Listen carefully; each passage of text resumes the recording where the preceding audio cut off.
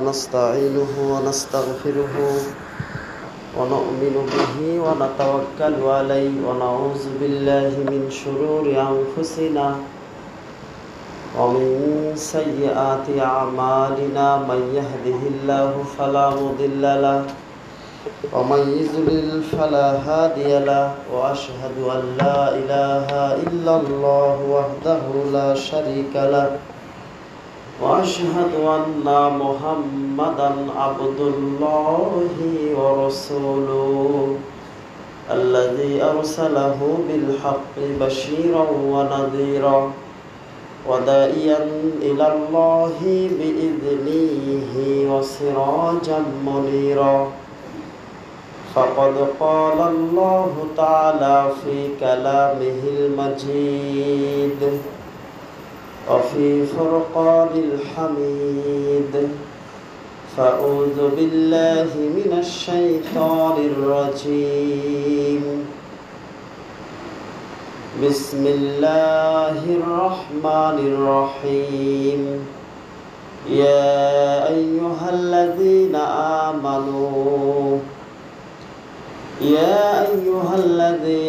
آمنوا اتقوا الله حق تقاته ولا تموتن إلا وأنتم مسلمون يا أيها الناس اتقوا ربكم الذي خلقكم من نفس واحدة وخلق منها زوجها وبث منهما رجالا كثيرا ونساء واتقوا الله الذي تساءلون به والأرحام إن الله كان عليكم رقيبا يا أيها الذين آمنوا اتقوا الله وقولوا قولا سديدا يصلح لكم أعمالكم ويغفر لكم ذنوبكم ومن يطع الله ورسوله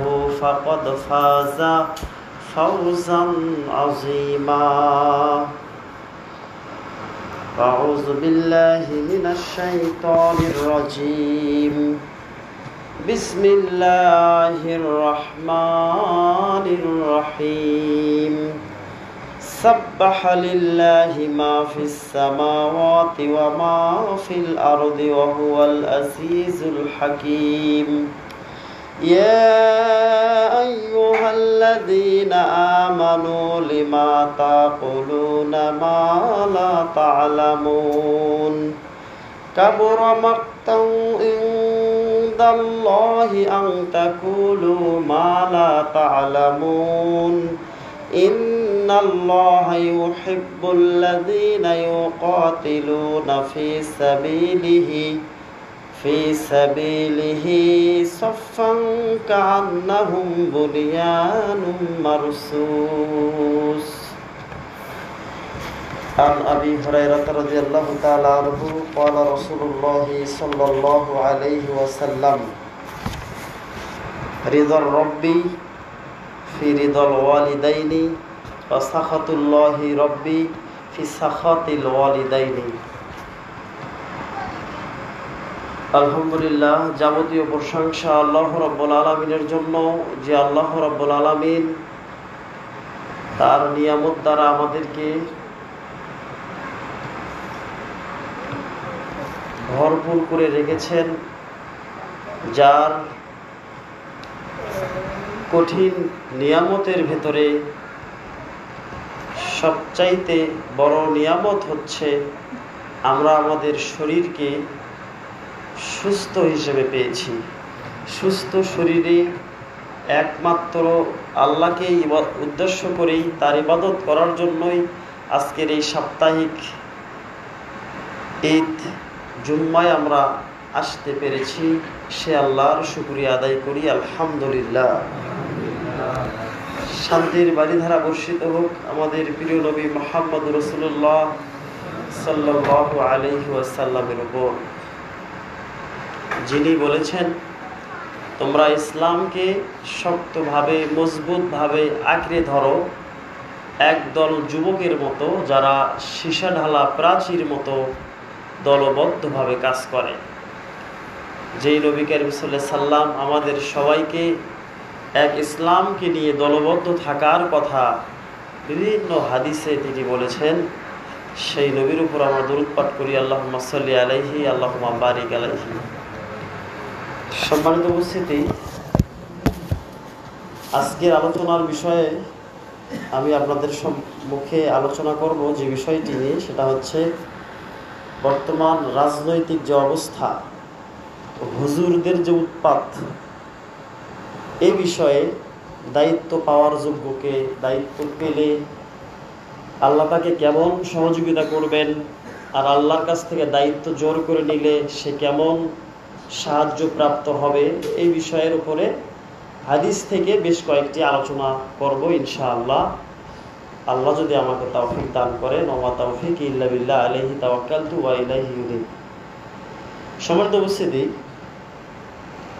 আল্লাহ রাব্বুল আলামিন সূরা সফ, এই সূরাটির ভেতরে এর মাত্র 14টি আয়াত, এই আয়াতগুলির ভেতরে তিনি বলেছেন যে তোমরা শীষেরালা প্রাচীর মতো একানিষ্ঠভাবে আল্লাহর দ্বীনকে বিজয় করার জন্য তোমরা মাঠে নেমে পড়ো। সেই আয়াতের আঙ্গিকে আমাদেরকে একমাত্র তাকে সন্তুষ্ট করার জন্য তার বিধান অনুযায়ী আমাদেরকে চলতে হবে। তার বিধান ছাড়া অন্য কোনো নিয়মে চলা যাবে না। এখন বাংলাদেশে মুসলমানদের ভেতরে অনেক সংখ্যা, মুসলিমদের দলসমূহের শেষ নেই। তবে মূলত আল্লাহ নবী সাল্লাল্লাহু আলাইহি সাল্লাম একটি কথা বললেন যে হাসরের মাঠে ৭৩টা দল হবে, ৭৩টা কাতার হবে, এর ভেতরে একটি দল ব্যতীত সবাই জাহান্নামে যাবে। তাহলে আর বাকি ৭২ দল তারা জাহান্নামে যাবে। নবী কারীম সাল্লাল্লাহু আলাইহি সাল্লামের স্পষ্ট কথা। বাংলাদেশে যদি ইসলামী দলের হিসাব করেন ৭৩ পার হয়ে যাবে। তাহলে কি নবী সাল্লাল্লাহু আলাইহি সাল্লামের কথা বিকৃতি? জি না, কখনোই বিকৃতি নয়। আমাদের যারা সারা বাংলাদেশে যত আহলে হাদিস আছে তারা মূলত এক দল আকীদার ক্ষেত্রে, আর আকীদার বিষয়েই আল্লাহ রাব্বুল আলামিন হাসরের মাঠে মানুষকে জিজ্ঞাসিত করবেন। সর্বপ্রথম আল্লাহর সালাতের হিসাব করবেন। যখন তিনি আল্লাহর হক সম্পর্কিত কোনো বিষয়ের উপর ফয়সালার চেষ্টা করবেন, তখন তিনি তার আকীদা বিষয়ে আল্লাহ এবং তার রাসূলের সম্পর্কে তার কেমন ধারণা ছিল এই বিষয়ে প্রশ্ন করা হবে। এরপরে সালাতের হিসাব হবে। এরপরে বান্দার সাথে বান্দার যখন প্রত্যেকটা বিষয়ের উপরে একটি করে বিচার কার্য পরিচালনা করা হবে, সেখানে প্রথম বিচার সালাত হলে সালাতের, মানুষের সাথে সম্পর্কের হলে রক্তের সম্পর্কের বাঁধন কিভাবে নষ্ট হয় তার হক সম্পর্কে আলোচনা হবে, বিচার কার্য হবে। সম্মানিত উপস্থিতি, মানুষের আকীদাগত একটা বিশ্বাস, এটা একটা দল। যেমন আপনাকে বলি, আমাদের এই মাস্তাতে 3টা মসজিদ আছে, সরকারি বাড়ি, মন্ডল বাড়ি আর পশ্চিম পাশে ঠসাপাড়া। তো এই 3 মসজিদের লোকের উদ্দেশ্য একটাই, সহিহ আকীদা প্রতিষ্ঠা করা। বিভিন্ন কারণে তারা বিভক্ত হয়েছে, সেগুলো তাদের পারিবারিক সামাজিক বিষয়, কিন্তু শরীয়ী বিষয় কিন্তু দেখেন, আপনি যেখানে হাত বাঁধেন তারাও সেখানেই হাত বাঁধেন। আপনি সালাতের সূরা ফাতিহার শেষে আমিন জোরে বলেন, তারাও জোরে বলে। আপনি জানাজার সালাতে জোরে দোয়া বলেন, তারাও বলে। এরপরে আপনি 3 কাপড়ে মহিলাদের কাফন দেন, তারাও দেয়। এগুলো সবই এক। আমাদের নিজেদের ভেতরে কোনো ত্রুটির কারণে একটু দলাদলি হয়েছে। এরকম বাংলাদেশে যত আহলে হাদিস আছে তারা সবাই এক আকীদার। কেননা আপনি আহলে হাদিস মুহাম্মাদি জামাতকে যেখানেই যান, সেখানে যদি প্রশ্ন করেন আপনার আল্লাহকে আল্লাহ, নবীকে মোহাম্মদ, নবী মোহাম্মদ কিসের তৈরি, নির্দ্বিধায় তারা বলবে মাটির তৈরি। আশেপাশে যান, বলবে নূরের তৈরি। আল্লাহ রাব্বুল আলামিনের পবিত্র কোরআনুল কারীমের 10 জায়গায় আছে আল্লাহ নবী মাটির তৈরি, এরপরেও তারা বোঝে না, তারা বলে এটা নূরের তৈরি। এগুলো নিয়ে অনেক ফাসাদ। জানো মোহাম্মদী এলাকায় যেখানে যাবেন সেখানে ঈদের সালাতের 12 তাকবীরে সালাত, তারা পড়ছে কত তাকবীরে, যান তারাবির সালাত কত, ইত্যাদি অনেক বিষয়। দেখেন আহলে হাদিসদের সবার ঈমান আমল আকীদা সব এক, বিভিন্ন কারণে তারা দলগতভাবে বিভক্ত হয়েছে, সেটা কোনো বিষয় নয়। এইভাবে 73টি দল হবে। তার ভেতরে একটি দল 72দের ভেতরে থাকবে শিয়া, মুতাজিলা, খারিজি, চরমপন্থা, কাদিরিয়া, চিশতিয়া, নকশবন্দিয়া, মুজাদ্দিদিয়া, বিভিন্ন তরিকা থাকবে। এগুলো হবে 73। তাছাড়া আমাদের বাংলাদেশে অনেক দল।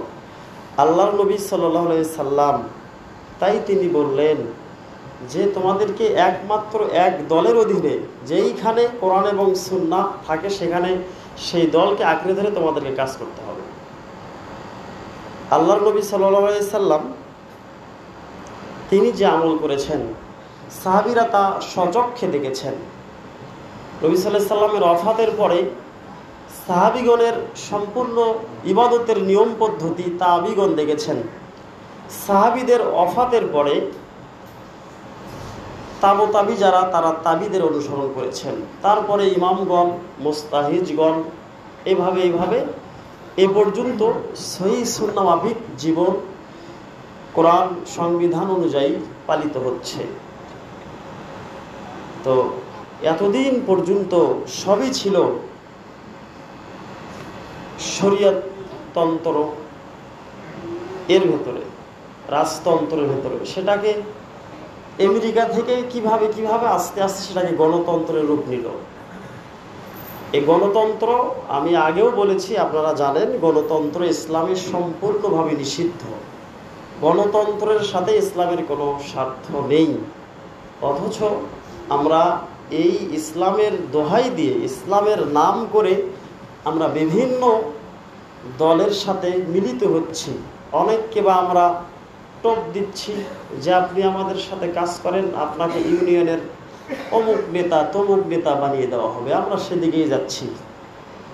আল্লাহর নবী সাল্লাল্লাহু আলাইহি সাল্লাম এই সম্পর্কে এমন একটি গুরুত্বপূর্ণ কথা বললেন, যে কথা শুনলে আপনি আশ্চর্য হয়ে যাবেন। সাহাবী আব্দুল্লাহ ইবনে আব্দুর রহমান বিন সামুরা তিনি হাদিসটি বর্ণনা করেন। তিনি বলেন, ক্বালা নবী সাল্লাল্লাহু আলাইহি ওয়াসাল্লাম, নবী করিম সাল্লাল্লাহু আলাইহি সাল্লাম বলেন, ইয়া আব্দুর রহমান ইবনে সামুরা, হে আব্দুর রহমান বিন সামুরা, শুনে রাখো, লা তাসআলিল ইমারাতা ফাইন্নাকা আন ইউতিতাহা আম মাসআলাতি। হে আব্দুর রহমান, শুনে রাখো, তুমি যদি নেতৃত্ব চেয়ে নাও, যে সবাই আপনারা আমাকে ভোট দেন, আমি এবার মাস্তা গ্রামের বড় একজন সরকার দলীয় নেতা হব, এই ধরনের কথা নবী সাল্লাল্লাহু আলাইহি সাল্লাম সামুরাকে বললেন। হে আব্দুর রহমান বিন সামুরা, শুনে রাখো, তুমি যদি নেতৃত্ব চেয়ে নাও, তাহলে ফাইন্নাকা আন তুতিহা আন মাসআলাতি, তোমাকে তা দিয়ে দেওয়া হবে, তুমি তা পেয়ে যাবে এবং সেদিকেই তোমাকে অর্পণ করা হবে। সেটা যদি হারামের দিকে হয়, তুমি হারাম খেতেও কুণ্ঠবোধ করবে না, কোনো দ্বিধা করবে না। তোমাকে যদি মানুষকে হত্যা করার আদেশ করা হয়, তুমি সেটা করতেও কোনো দ্বিধা করবে না, কেননা তোমাকে দায়িত্ব দেওয়া হয়েছে, তুমি দায়িত্ব চেয়ে নিয়েছো। আর যদি, শুনে রাখো, আর যদি কুল্লাত ইলাইহা ওয়া ইন তুতিহা মিন গায়রি মাসআলাতিন, আর যদি তোমাকে আল্লাহর পক্ষ থেকে নেতৃত্ব দিয়ে দেওয়া হয়, তাহলে তুমি অবশ্যই তার জন্য সাহায্য প্রাপ্ত হবে। বলেন সুবহানাল্লাহ। হাদিসটি বুখারীর 6622 নাম্বার। এই হাদিসের ভেতরে যেটা বোঝা যাচ্ছে, কেউ যদি নেতৃত্ব চেয়ে নেয়, সেটা এখন সরকার দলীয় হোক, তার থেকে নিচের হোক, এক পর্যায়ে এলাকা পর্যন্ত, শাখা পর্যন্ত আসুক, যে কোনো ক্ষেত্রে যে দায়িত্ব চেয়ে নেবে, সে ব্যক্তি কখনোই আল্লাহর পক্ষ থেকে সাহায্য প্রাপ্ত হতে পারবে না। তাকে আল্লাহ সাহায্য করবেন না। তার শুধু উপকার হবে দুনিয়াতে, তার পরকালের খাতা থাকবে একেবারে শূন্য। সে পরকালে কিচ্ছু পাবে না, তার কিচ্ছু থাকবে না, এবং তার কোনো ইবাদত আল্লাহ কবুল করবেন না যদি সে হারামের সাথে লিপ্ত থাকে। এবারে কত টন টন চাল সরকারের কাছে বাজেট লিপিবদ্ধ হয়, প্রত্যেক মানুষ যেন পায়, সেটা কমতে কমতে কমতে কমতে সাধারণ মানুষের ভাগ্যে 10 কেজি চালের জায়গা সেখানে 6 কেজি, কারো ভাগে 7 কেজি 9 কেজি পর্যন্ত আসে। তাহলে এই চালগুলো কোথায় যায়? প্রত্যেক নেতা যারা চেয়ে চেয়ে মানুষের পা ধরে ধরে বিভিন্ন পদ্ধতি অবলম্বন করে নেত্রী হয়েছে, নেতা হয়েছে, এই ব্যক্তিদের পেটে যায়। আর এই ব্যক্তিরা দুনিয়াতেই স্বাবলম্বী হয়তো থাকবে, কিন্তু পরকালে তাদের কোনো স্থান থাকবে না, সম্মানজনক কোনো স্থানই তাদের থাকবে না, যা এই বুখারীর এই হাদিস থেকে প্রতীয়মান হয়।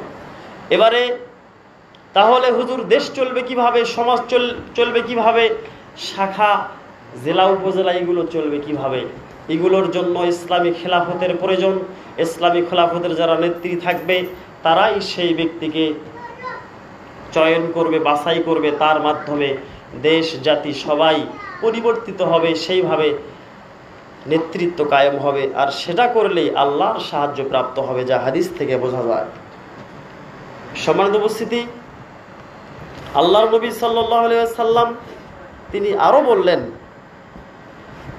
যদি কোনো ব্যক্তিকে নেতৃত্ব দেওয়া হয় আল্লাহর পক্ষ থেকে, তাহলে সে অবশ্যই অবশ্যই, তিনি তিনবার বললেন, তিনি অবশ্যই সাহায্য প্রাপ্ত হবে। তাহলে এই হাদিসগুলো থেকে আমাদেরকে কি বুঝতে হবে? আল্লাহ নবী সাল্লাল্লাহু আলাইহি সাল্লাম কি বুঝাতে বললেন, আর আমরা কি বুঝতেছি, আমরা কোন দিকে যাচ্ছি? আমরা শুধু বলছি এদিকে আসেন, এদিকে আসলে আপনি জান্নাতের টিকিট পেয়ে যাবেন। জান্নাতের টিকিট কি এতই সোজা? আল্লাহ রাব্বুল আলামিন তাকে এইভাবে জান্নাতের টিকিট দিয়ে দেবেন? যাদের দাড়ি আজ পর্যন্ত ঠিক হলো না, ইসলামিক বক্তাগণ তারা মানুষকে জান্নাতের টিকিট দিচ্ছে। হে মুসলিম ভাই, হে মাস্তাবাসী, আপনাদেরকে আমি সতর্ক করছি, আপনারা এই পথে পা দিয়েন না। এই পথে পা দিলে তারা যতদিন চাল চুরি করে খাবে, ততদিন আপনি সামান্য একটা ভোট দেওয়ার জন্য, সমর্থন করার জন্য আপনার আমলনামায় সেই গুনাহ হবে। পাবেন না, খাবেন না, আমি 1 বস্তা চাল বেড়ে দিলাম, আপনি আমাকে সমর্থন করলেন, আপনি আমাকে ভোট দিলেন, আমি 1 বস্তা চাল মেরে খেয়ে আমার যত গুনাহ হবে, আপনি এই সমর্থন করার কারণে আপনার আমলনামায় আল্লাহ সেই গুনাহ লিখবেন। খুব সাবধান, খুব সাবধান, সাবধান থাকার চেষ্টা করেন, তাহলেই আপনি শান্তিতে থাকতে পারবেন। সম্মানিত উপস্থিতি, আল্লাহর নবী সাল্লাল্লাহু আলাইহি সাল্লাম আরো বললেন যে শেষ জামানায় কিছু উমারা আসবেন, অর্থাৎ কিছু নেতা আসবেন নেতৃত্ব দেওয়ার জন্য। আল্লাহ নবী সাল্লাল্লাহু আলাইহি সাল্লাম বললেন যে এই নেতৃত্ব, এই নেতাদেরকে দেখে তোমাদের কারো পছন্দ হবে, কারো অপছন্দ হবে। এটা বুখারী মুসলিমের হাদিস। আল্লাহ নবী সাল্লাল্লাহু আলাইহি সাল্লাম বললেন, শেষ জামানায় কিছু নেতার আবির্ভাব ঘটবে, এই নেতাদেরকে দেখে তোমাদের খুব ভালো মনে হবে, আবার কেউ কেউ তাদেরকে ঘৃণা করবে।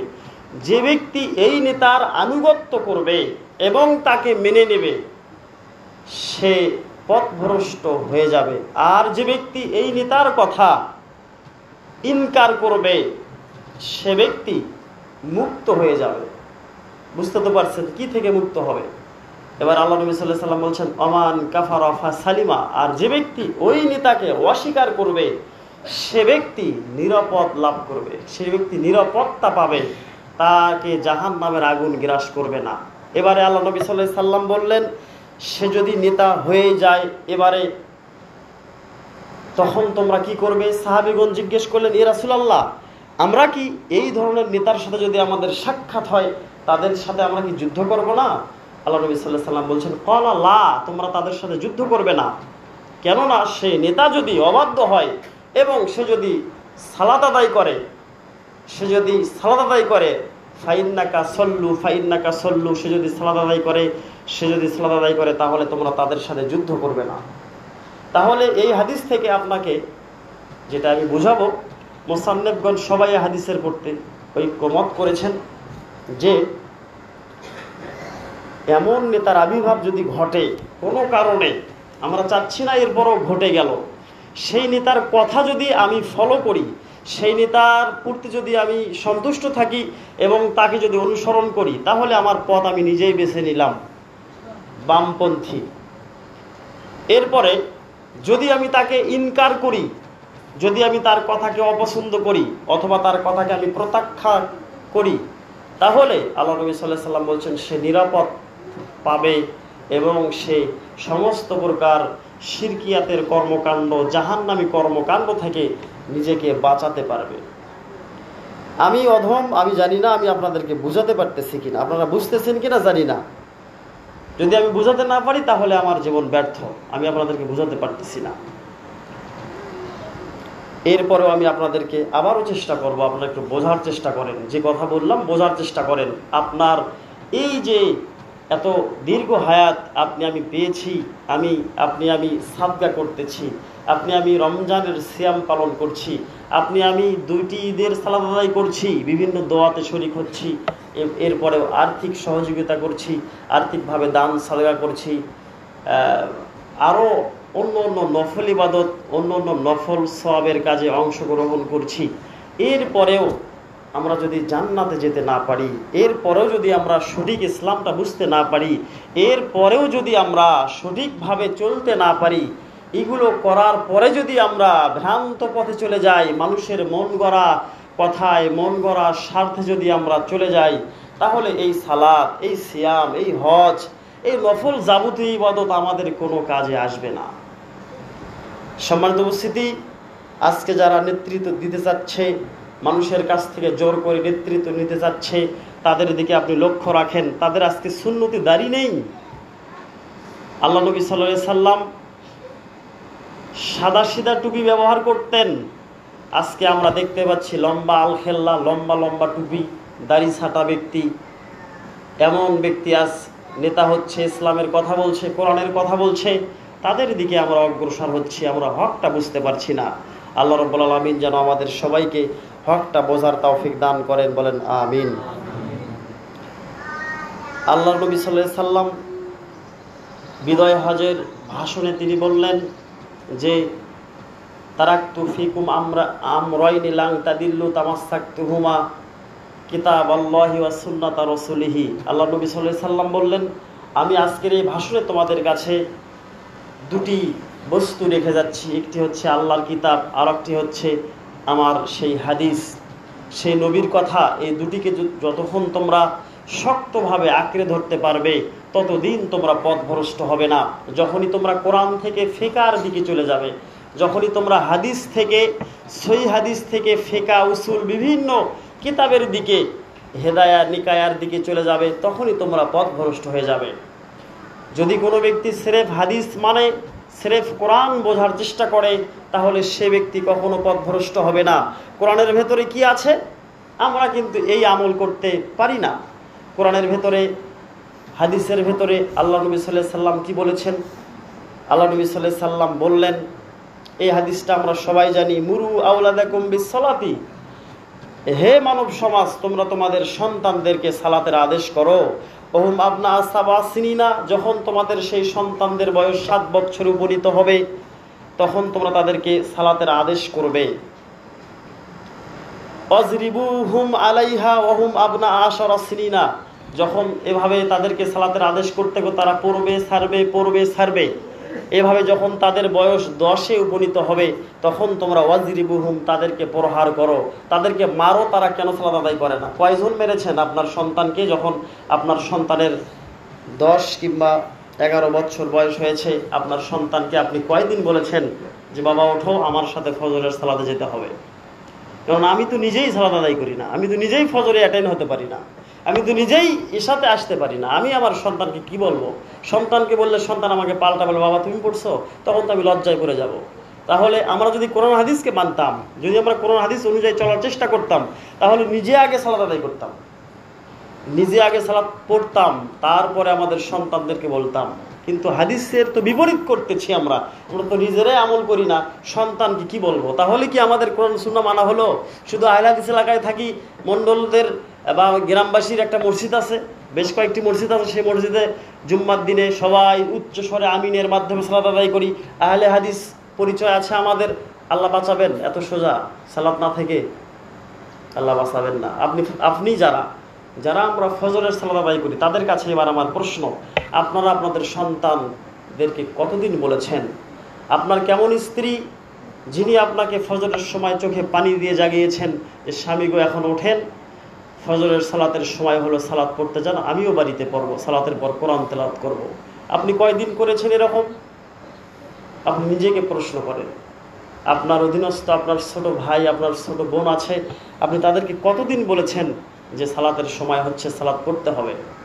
আপনি বাড়িতে সালাত আদায় করেন, শ্বশুর বাড়ি গেলে করেন না, আত্মীয়র বাড়ি গেলে করেন না। আপনি প্রবাসে থাকেন, প্রবাসী যারা আছেন মনে কিছু নেন না, কথা হক হবে, ঠক ঠক লাগবে আপনার। প্রবাসে আপনি ছিলেন, পুলিশের ডান্ডার ভয়ে প্রতিদিন 5 ওয়াক্ত সালাত সৌদিতে পড়েছেন, কোনো সালাত আপনার মিস নেই।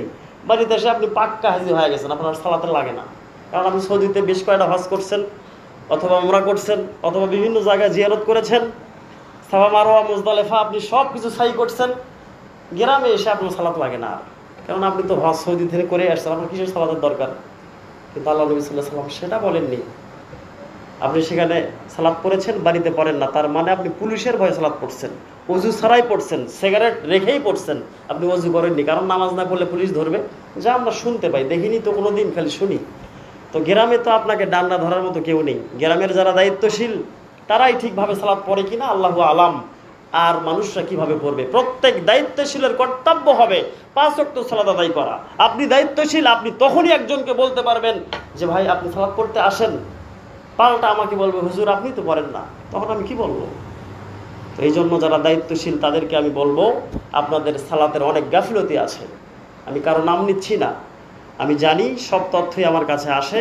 আপনি দায়িত্বশীল, সেটা আমি হই, ফরিদুল ভাই হোক, বা যে কেউ হোক, বা আমাদের শাহিন মণ্ডল ভাই যেই হোক, যদি আমরাই সালাত আদায় না করি, তাহলে আমাদের অধীনস্থ যারা যারা আমাদের কথা চাতক পাখির মতো শোনে, যারা আমাদের কথা শোনে এবং আমাদেরকে মান্য করে, তারা আমাদের কথা শুনবে না, তারা সালাত আদায় করবে না। আল্লাহ নবী সাল্লাল্লাহু আলাইহি সাল্লাম বলছেন, ওই ব্যক্তি আমার উম্মত হতে বহিষ্কার হবে, ওই ব্যক্তি আমার উম্মত থেকে বহিষ্কার হবে, তাকে বহিষ্কার করা হবে যে ব্যক্তি ছোটদের সম্মান করে না, ওয়ালাম ইউয়াক্কির কাবীরানা, যারা বড়দের সম্মান করে না, যারা বড়দের সম্মান করে না, ছোটদের স্নেহ করে না, ফালাইসা মিন্না, সেই ব্যক্তি আমার উম্মতের অন্তর্ভুক্তই নয়। কথাটাকে আপনি ছোটভাবে নিয়েন না, হাদিসটা খুব ছোট, হাদিসটা খুব ছোট, এর ভেতরে অনেক মর্ম আছে।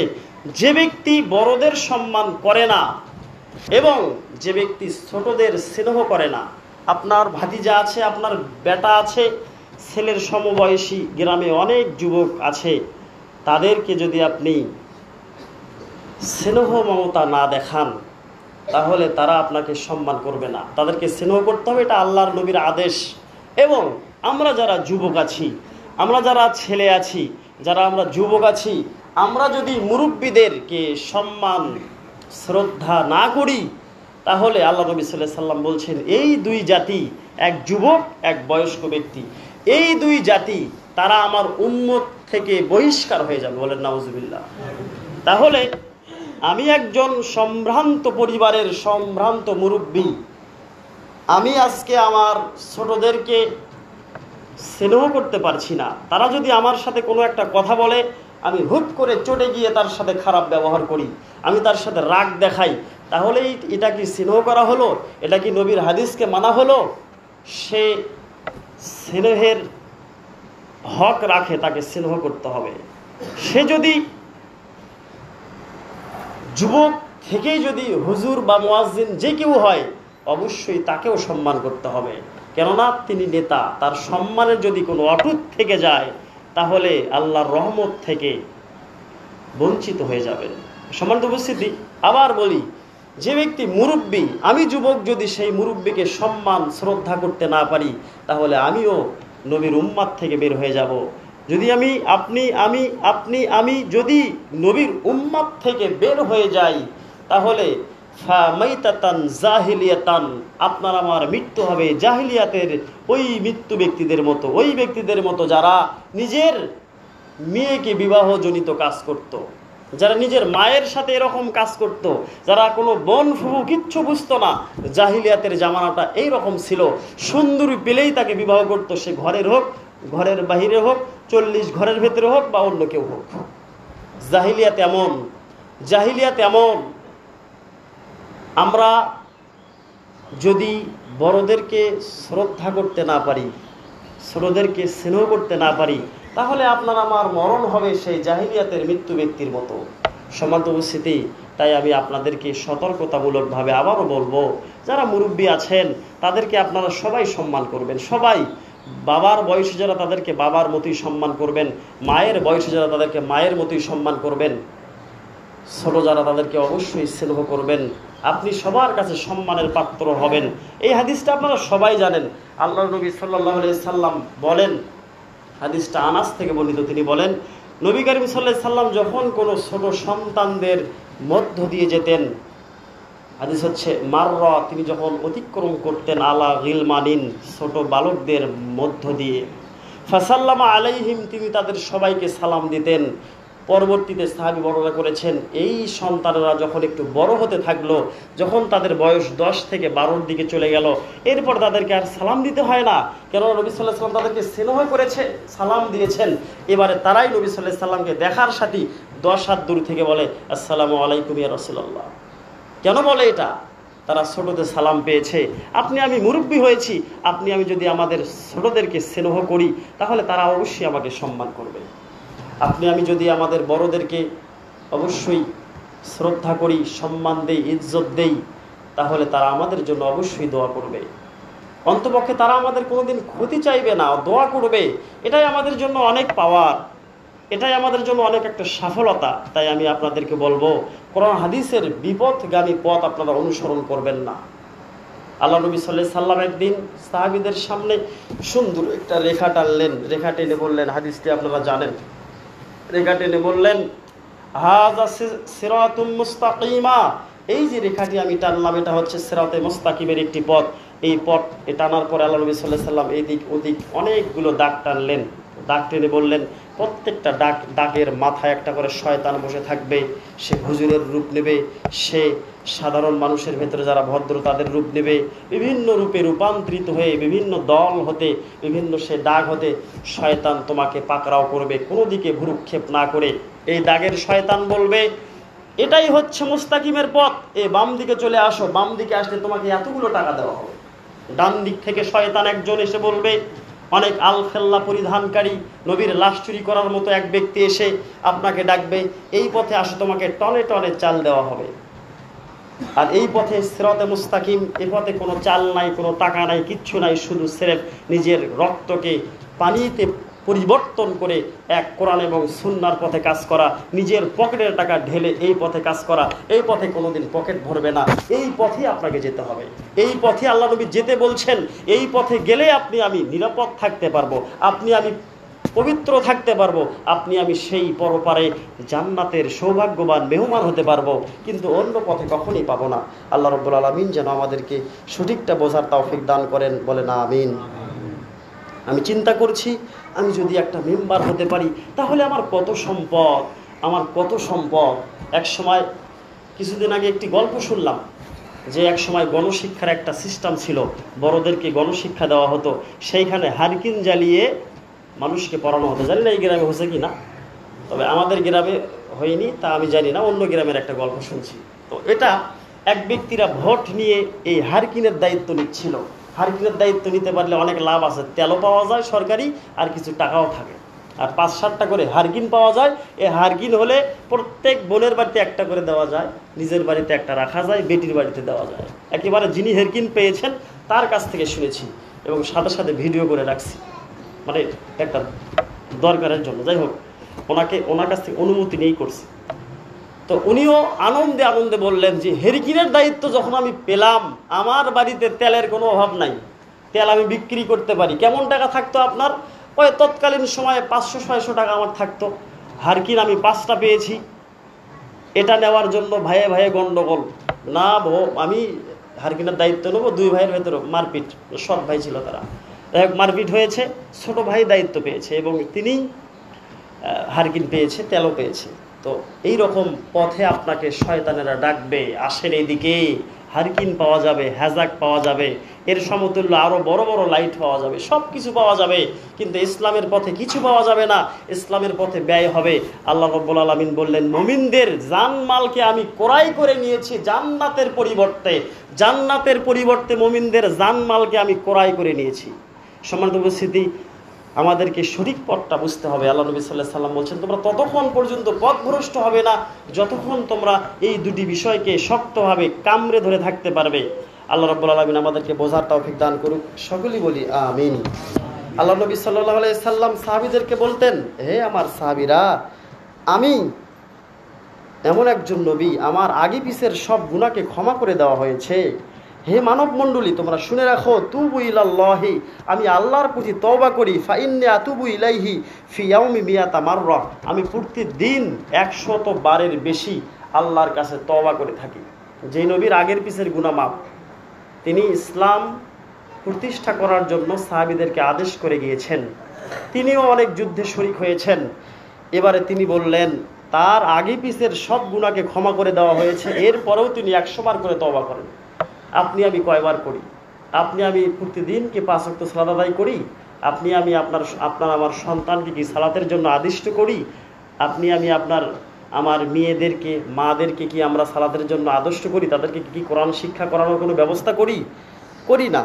এরপরেও আল্লাহ নবী সাল্লাল্লাহু আলাইহি সাল্লাম বললেন, আমি 100 বার করে তওবা করি। তাহলে আপনি কয়দিন করেন? আজকের পর থেকে প্রত্যেক দিন আপনি 100 বার করে সুবহানাল্লাহি ওয়া বিহামদিহি সুবহানাল্লাহিল আযীম পাঠ করবেন। আল্লাহ নবী সাল্লাল্লাহু আলাইহি সাল্লাম বলছেন, যে ব্যক্তি প্রতিদিন 100 বার করে এই জিকিরটা তেলাওয়াত করবে, আল্লাহ রাব্বুল আলামিন তার 100টা গুনাহ ক্ষমা করে দিবেন, তার 100টা মর্যাদা বৃদ্ধি করে দিবেন। এরপরেও তিনি বলছেন, কারো যদি সগীরা গুনাহসমূহ সাগরের ফেনা সমতুল্য হয়, তবুও আল্লাহ ক্ষমা করবেন যদি কোনো ব্যক্তি দিনে 100 বার করে সুবহানাল্লাহি ওয়া বিহামদিহি সুবহানাল্লাহিল আযীম পাঠ করেন। যে কোনো কাজের ফাঁকে চেষ্টা করবেন ইনশাআল্লাহ 100 বার করে তওবা করার জন্য। যে কথাগুলো বললাম সকলে একটু মেনে নেওয়ার চেষ্টা করবেন, সকলে আমল করার চেষ্টা করবেন। আল্লাহ পাক আমল করার তৌফিক দান করুক, আমিন। আকুলি কওলি হাযা আস্তাগফিরুল্লাহ লি ওয়া লাকুম ওয়া লিসাইরিল মুসলিমিন।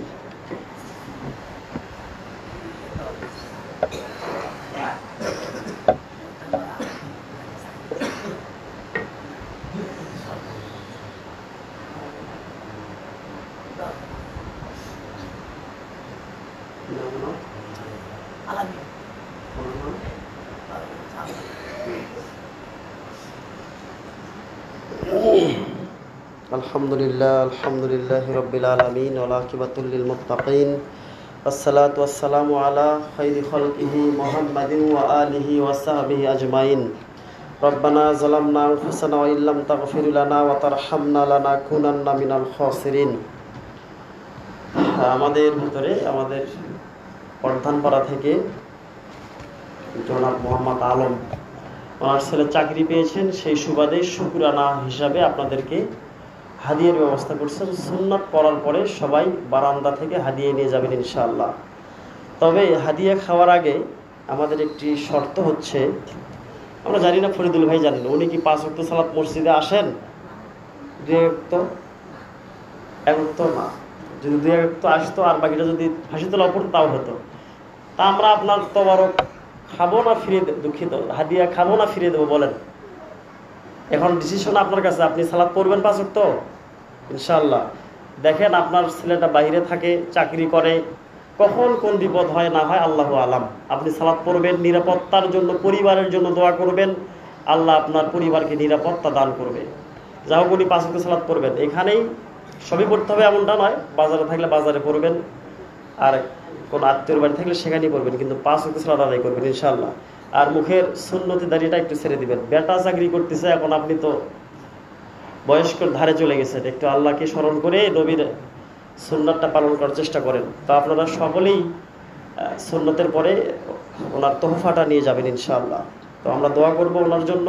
সেই সাথে আমাদের সমাজে যারা বেঁচে আছি আমরা, আমাদেরকে যেন আল্লাহ পাক ইসলামের হালতে মৃত্যু দান করেন, বলেন আমিন। ইসলামের হালতে মৃত্যু চাইতে হলে আমাদেরকে 5 ওয়াক্ত সালাত সবাইকে আদায় করতে হবে, সমস্ত বিধানগুলো মানার চেষ্টা করতে হবে, তখনই আমাদের ইসলামের হালতে মৃত্যু হবে। আল্লাহ যেন সেই তৌফিক দান করেন, বলি আমিন।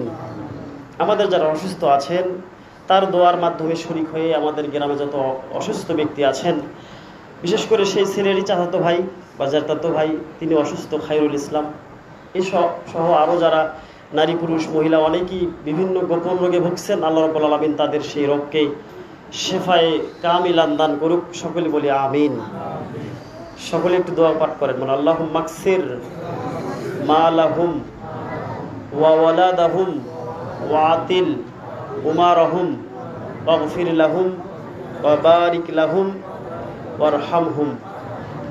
আল্লাহুম্মা বারিক আলাইকা ওয়া ফিকা ওয়া আহলুহুম আমিন ইয়া রাব্বাল আলামিন।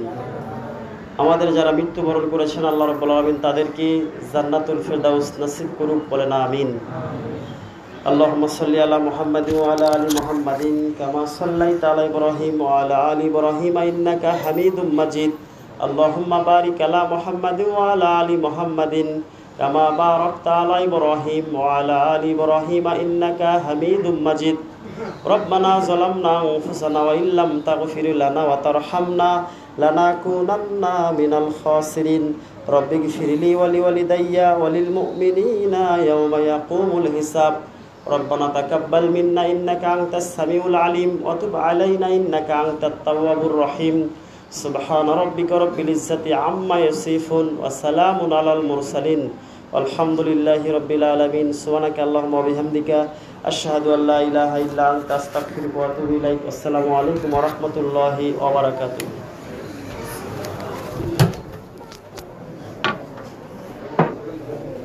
ভাই নাকি ভাই